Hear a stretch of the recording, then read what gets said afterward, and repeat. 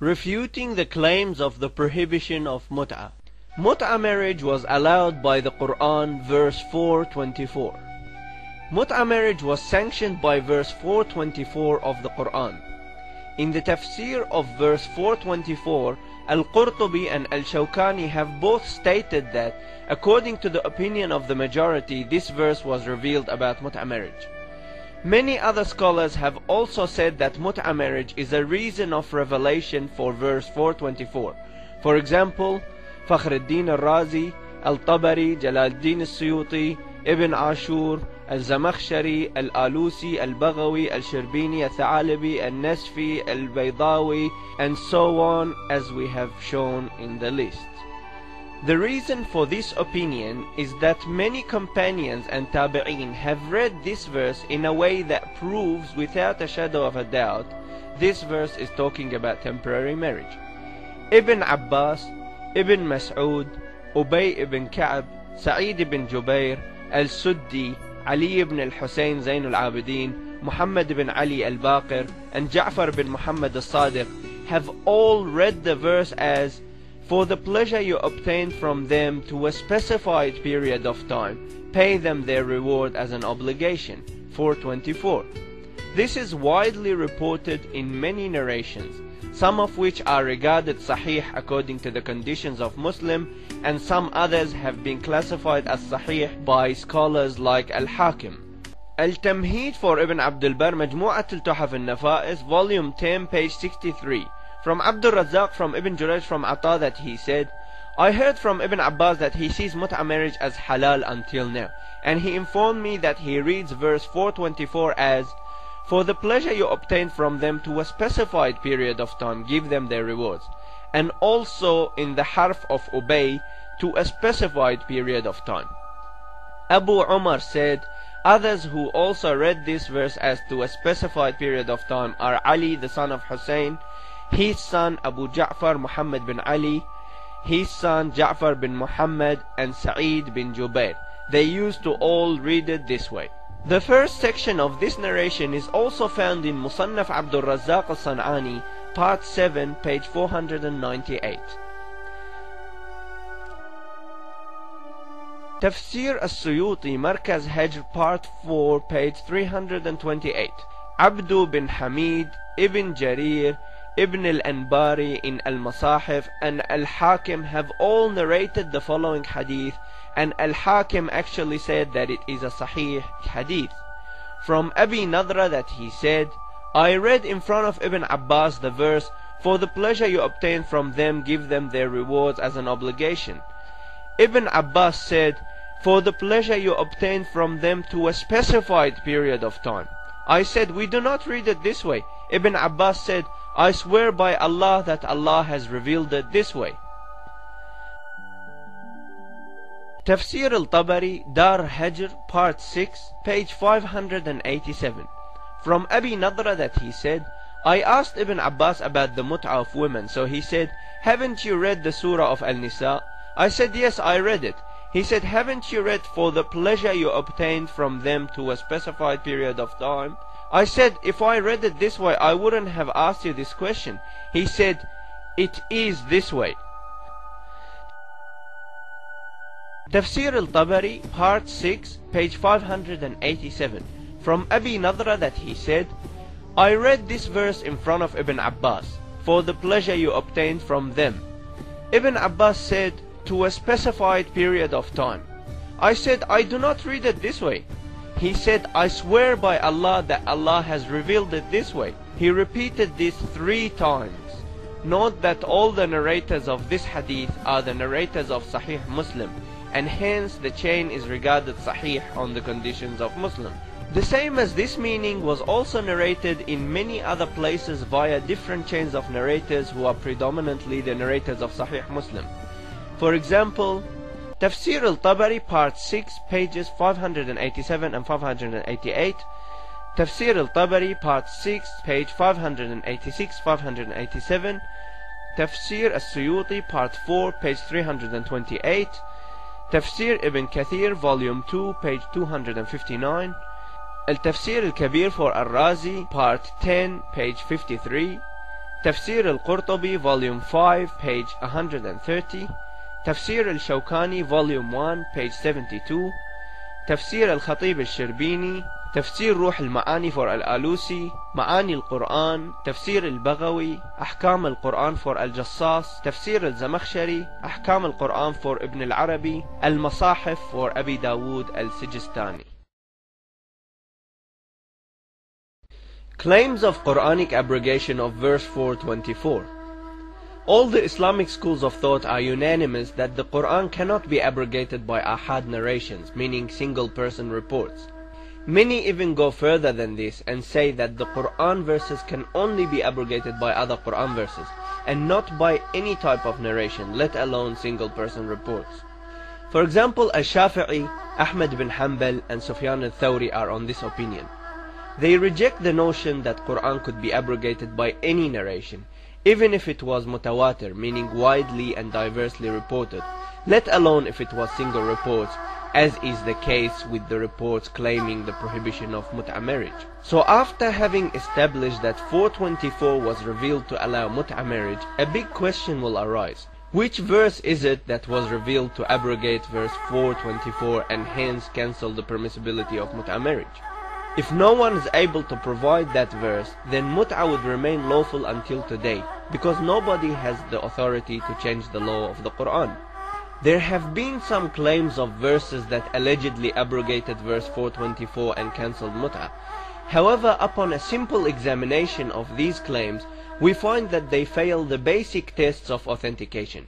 They are very likely to be fabricated by people who wanted to impose their own sectarian notion on this topic. For example, they have narrated that verse 23:6 or 70:30 was revealed to abrogate verse 424 and cancel mut'a. Strangely, they have attributed this narration to Ibn Abbas, who was famous for allowing mut'a marriage and challenging those who forbid it until the last days of his life. They narrate in Sunan al-Tirmidhi's summary for Al-Albani, page 266, from Ibn Abbas that he said, mut'a was at the start of Islam. The man would come to a new town that he does not know well, so he marries the woman for the period that he resides there. She protects his belongings and fixes his issues. This was until the following verse was revealed, except on their spouses or what their right hand possessed. Surah Al-Mu'minun, verse 6. Anything other than these two is haram. Another narration with a similar meaning to this was also attributed to Aisha, the wife of the Prophet. Al-Tamheed for Ibn Abdul Barr, volume 10, page 65. So basically, the verses that allegedly forbade mut'a marriage are either 23:6 or 70:30. Upon the examination of these verses, we find that not only they have nothing to do with mut'a marriage, but also they were both revealed before the verse that legalized mut'a. Both 23:6 and 70:30 are Mecca verses revealed in Mecca, while the verse that allowed mut'a was a Madani verse revealed later in the Medina. So how could these verses abrogate the mut'a verse 424, which was revealed after them? How could the earlier verse cancel the later verse? It looks like the person who fabricated these claims didn't even notice this great conflict in the timing. And the strange thing is that sometimes they try to divert the meaning of the verse 424 away from temporary marriage by claiming that it is talking about permanent marriage, and then at the same time inconsistently claim that verses 23:6 and 70:30 have abrogated verse 424. So if 424 is not talking about temporary marriage, then why would it need any abrogation? Did 23:6 or 70:30 abrogate permanent marriage? Claims of hadiths abrogating mut'a marriage. The narrations that claim the prohibition of mut'a marriage have many problems which highly discredit their authenticity. Not only that they are conflicting in their contents and timing, but they are also in a direct conflict with the famous opinion of those who allegedly narrated them. For example, many of these narrations are attributed to Imam Ali and Ibn Abbas, who were actually famous for permitting mut'a marriage, as we demonstrated in the previous sections. Another problem is that many of these narrations which are attributed to Imam Ali were actually narrated through people who were hostile to him. I mean, is it logical to seek the opinion of someone by listening to what his enemies have to say about him? For example, a common factor between most of these narrations, and specifically the ones attributed to Imam Ali, is Ibn Shihab al-Zuhri. Al-Zuhri was an agent for the Umayyad government for more than 40 years. This was a government that routinely cursed Imam Ali on its pulpits. So how can we trust what Al-Zuhri narrates and attributes to Imam Ali? In summary, these narrations could be divided into three categories. The first category is those narrations that claim the prohibition took place in the event of Khaybar, which was on the 7th year of the Hijri calendar. All these narrations are attributed to Imam Ali, and yet they are narrated through Ibn Shihab al-Zuhri, as you could see here. This in itself is enough reason to dismiss these narrations as unauthentic. But it doesn't stop there, because there are countless other problems with these narrations, as you will see soon. The second category of narrations are all narrated by one person named Sabra al-Juhani. These narrations claim that the Prophet had allowed mut'ah for a few days during Fath Makkah or the year of Awtas, and then he forbade it forever, as you can see in the following slides. This claim was adopted by many scholars as the authentic claim and the valid time of the prohibition of mut'ah, and hence it was narrated in Sahih Muslim. The problem, however, is that these narrations would obviously contradict all the Imam Ali narrations about the prohibition taking place during Khaybar on the 7th year of Hijrah, because Fath Makkah was on a later date, on the 8th year of Hijrah. So how could the Prophet have allowed it in Fath Makkah after he had already forbidden it in Khaybar? The third category of narrations are also narrated by the same person, Sabra al-Juhani. In this category, Sabra mentions an identical event to the one described in the second category narrations. He says that the Prophet had allowed it for a few days, then he forbade it. However, this time he says that this event occurred in Hujjat al-Wada' rather than in Fath Makkah. Hujjat al-Wada' means the farewell pilgrimage of the Prophet, which was on the 10th year of Hijrah, 2 years after the Fath Makkah. Here are the narrations showing this claim.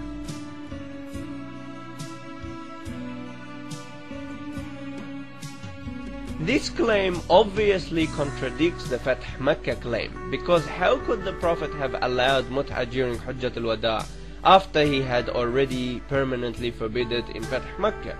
One of these two claims must be wrong, particularly that both claims are coming from the same person and saying the same story with the same details, with the only difference being that each claim is attributed to a different time event. These contradictory single-person reports have created a big dilemma for the Sunni scholars throughout history as they try to reconcile between the contradictions.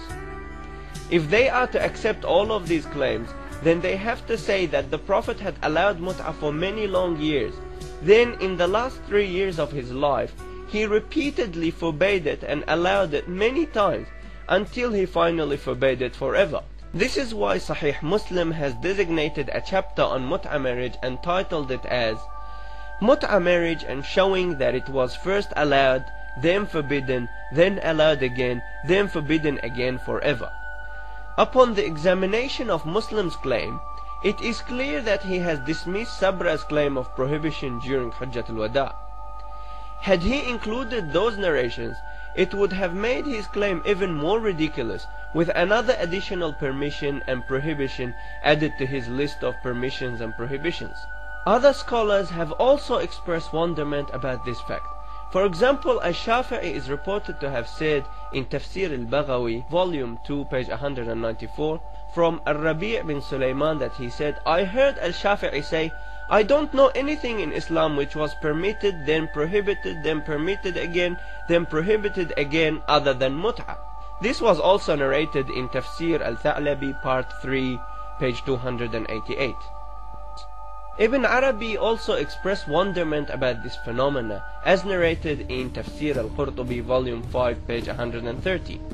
Ibn Arabi said, the mut'ah of women is one of the strangest things in the religion, because it was allowed at the start of Islam, then prohibited in Khaybar, then allowed in Awtas, then prohibited.